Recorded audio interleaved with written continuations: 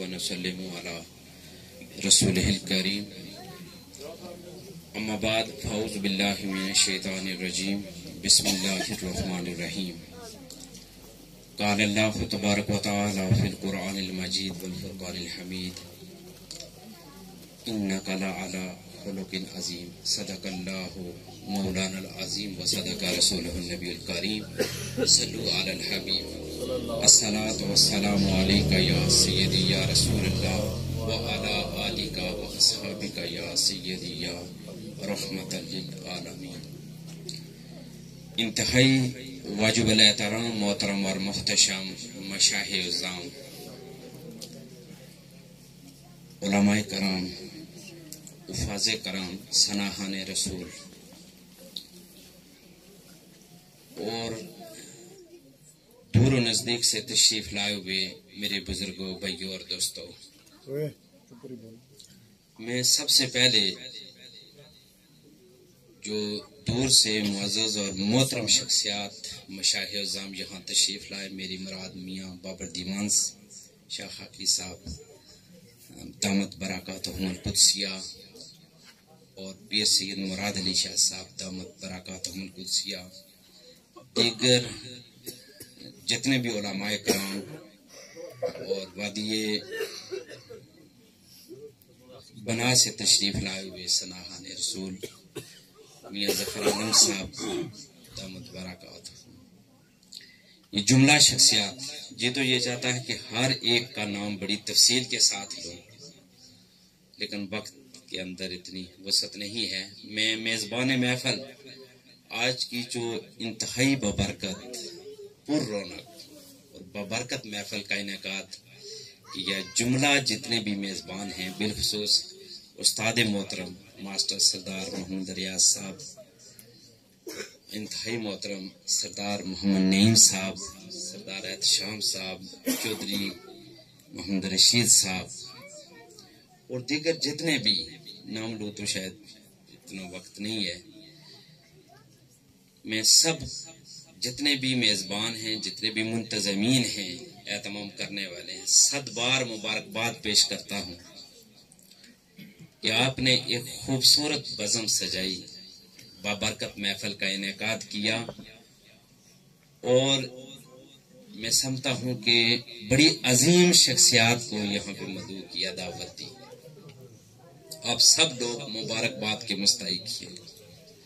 مختصر میں جس نے بھی اس بابرکت محفل کے اندر دام میں، دیر میں، سکھ نے اپنی حاضری پیش کی، وہ ہمارے بھائی جو بیرون ملک یا بیرون شہر رہ کر انہوں نے اپنا حصہ اس میں شامل کیا، میری دعائیں سب کے لیے ہیں کہ اللہ تبارک و تعالی سب کو اس کی جزائے خیر عطا فرمائے۔ یہ خوبصورت سوچ ہے اور خوبصورت عقیدہ ہے آپ کا۔ ہم خوش قسمت لوگ ہیں کہ ہم اس ہستی کا میلاد مناتے ہیں جن کے لیے اللہ تبارک و تعالی نے یہ ساری کائنات کو وجود بخشا، اور اللہ تبارک و تعالی نے یہ بزم کائنات سجائی۔ میں فقط چونکہ وقت مختصر ہے، معزز اور محترم شخصیات یہاں پہ تشریف فرما ہیں، کسی موضوع پر بھی بات کروں تو ظاہر بات ہے وقت لگے گا۔ میں پیغام کے طور پر فقط میں 1-2 باتیں آپ کے گوش گزار کر کے آپ سے اجازت لے لوں گا۔ میں سوچ رہا تھا کہ جس ہستی کا ہم میلاد منا رہے ہیں، حضور تاجدار کائنات صلی اللہ علیہ وآلہ وسلم، آپ کی جو حیات طیبہ ہے وہ لباس بشریت کے اندر فقط 63 برس ہے۔ اصل زندگی حضور تاجدار کائنات صلی اللہ علیہ وآلہ وسلم کی کیا ہے یہ کوئی نہیں جانتا، یا اللہ تبارک و تعالی جانتے ہیں، یا اللہ تبارک و تعالی کے بتانے سے پیارے آقا صلی اللہ علیہ وآلہ وسلم کے علم میں ہے۔ لیکن ہم بات کر رہے ہیں پیارے آقا صلی اللہ علیہ وآلہ وسلم کی جو لباس بشریت میں جو زندگی ہے، یہ پیارے آقا صلی اللہ علیہ وسلم نے 63 برس اتنے خوبصورت انداز کے ساتھ گزارے کہ رب نے اعلان فرما دیا کہ اے میرے محبوب اے میرے حبیب انک لعلی خلق عظیم، بے شک آپ اخلاق کے بلند ترین منصب پر فائز ہیں۔ آج دیکھیں یہ کتنی محنت کی گئی ہے، کتنا خرچہ کیا گیا ہے، کتنی آپ کو لاکھوں کروڑوں اربوں بار سلام، اربوں بار سلام، لیکن جس ہستی کا میلاد منا رہے ہیں دیکھیں ان کی زندگی سے ہمیں کیا ملتا ہے، یہ سوچنے والی بات ہے، اور اس سوچ کر ان تعلیمات پر عمل کرنے کی ضرورت ہے۔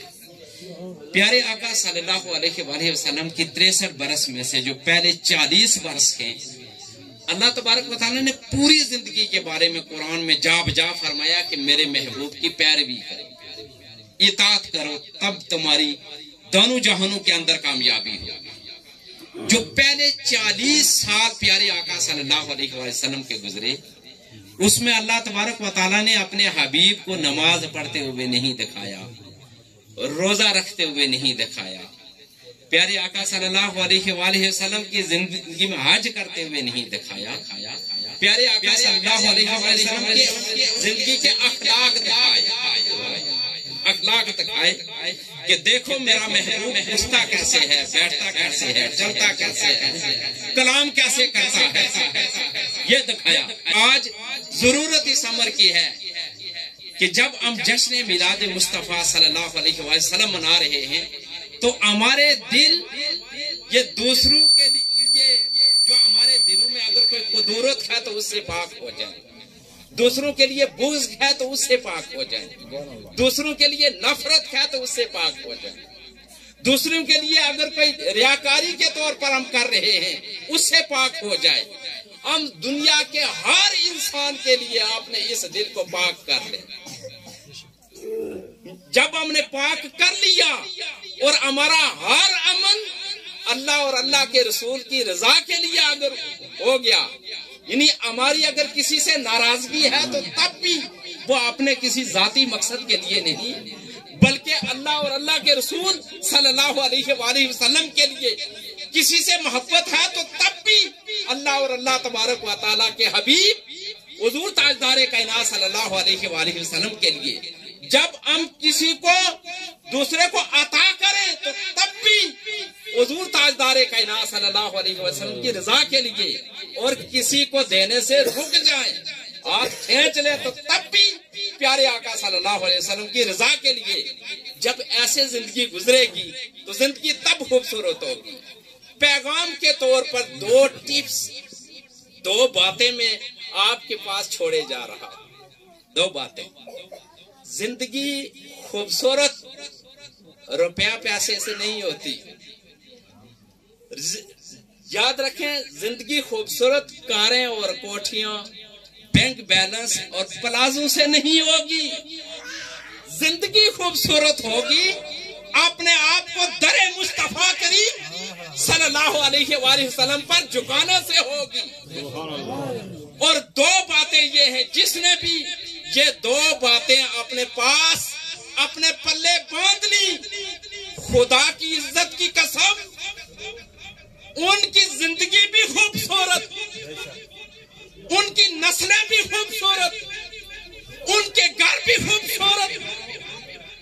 اور ان کی ہر ادا خوبصورت،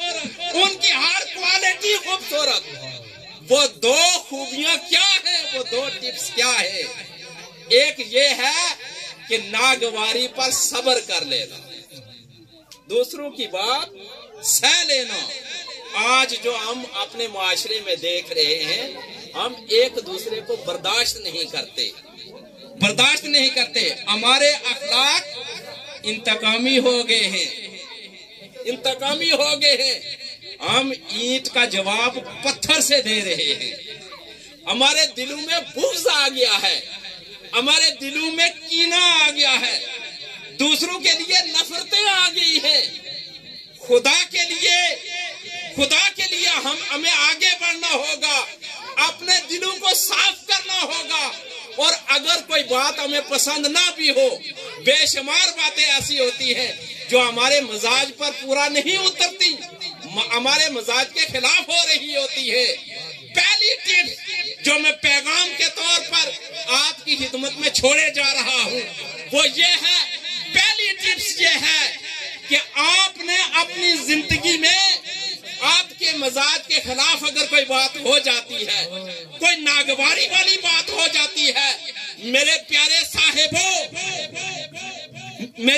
صاحبوں اگر آپ کے مزاج کے خلاف کوئی بات ہو جاتی ہے،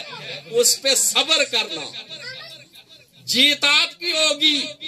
جو صبر کرتا ہے خدا کی عزت کی قسم جیت اس کی ہوتی ہے، جو بے صبری کرتا ہے اس کی کبھی جیت نہیں ہوتی۔ لہذا اگر ناگواری ہو جائے، آپ کے مزاج کے خلاف کوئی باتیں ہو جائیں تو ان باتوں پر صبر کر لینا۔ پہلی بات یہ ہے، پہلی ٹپ یہ ہے۔ اور دوسرا پیغام یہ ہے کہ اگر کوئی آپ سمجھتے ہیں کہ کسی نے زیادتی کر دی ہے،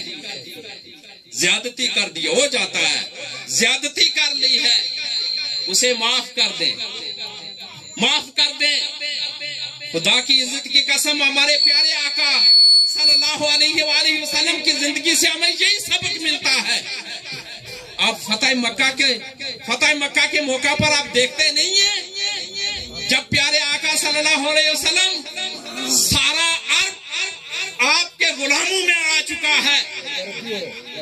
اور اسلام کے بدترین دشمن سامنے کھڑے ہیں، وہ دشمن جنہوں نے آپ کو اذیتیں دی تھیں، جنہوں نے آپ کو تکلیفیں دی تھیں، جنہوں نے آپ کو ایذا رسانیاں پہنچائی تھیں، جنہوں نے آپ پر ظلم کے پہاڑ توڑے تھے، جنہوں نے آپ کے ماننے والوں کو قتل و غارت گری کر کے ان کو دنیا سے جانے پر مجبور کر دیا تھا، وہ لوگ بھی تھے کہ جنہوں نے آپ کو اتنا مجبور کیا کہ گھر بار آپ نے چھوڑ کر ہجرت فرمائی، وہ بھی تھے۔ لیکن آقا علیہ الصلوۃ والسلام نے کیا فرمایا جب وہ انتظار میں تھے؟ ابھی پیارے آقا صلی اللہ علیہ وسلم کی بارگاہ سے اعلان ہونے لگا ہے کہ ان سب گستاخوں کے، یہ اذیتیں پہنچانے والوں کے، تکلیفیں پہنچانے والوں کی گردنیں اڑا دی جائیں۔ یہی اعلان ہے، وہ انتظار کر رہے تھے، لیکن یہاں سے اعلان کیا ہو رہا ہے؟ ذرا غور تو کرو۔ پیارے آقا صلی اللہ علیہ وآلہ وسلم نے ایک ہی جملہ ارشاد فرمایا اذهبوا وانتم طلقاء، جاؤ آج تم سب آزاد ہو، آج تم سب آزاد ہو۔ اگر آج آپ نے کتنی محنت آپ نے کی ہے، استاد محترم ماسٹر ریاض صاحب اور سردار نعیم صاحب، دیگر جتنے بھی چودھری عبدالرشید صاحب، دیگر جتنے بھی عمائدین علاقہ یہاں پہ تشریف فرما ہے، آپ نے کتنی محنت کی ہے، آپ مبارکباد کے مستحق ہیں۔ ارے آج یہاں سے جب ہم اٹھے، ان خوبصورت چہروں کو سامنے دیکھ لو، جب اس محفل کو ہم برخاست کریں، ہمارے دل قدورتوں سے پاک ہو چکے ہوں، بغض کینہ سے پاک ہو چکے ہوں، دشمنیاں محبتوں میں بدل جائیں۔ ارے جشن میلاد منانے کا تب پتہ چلے گا کہ واقعی ہم جشن میلاد منا کے جا رہے ہیں، وہ سبق یہ لے کر جا رہے ہیں۔ دین کی بات پھیلانا صدقہ جاریہ ہے، ثواب کی نیت سے ویڈیو کو شیئر ضرور کیجیے۔ جزاک اللہ۔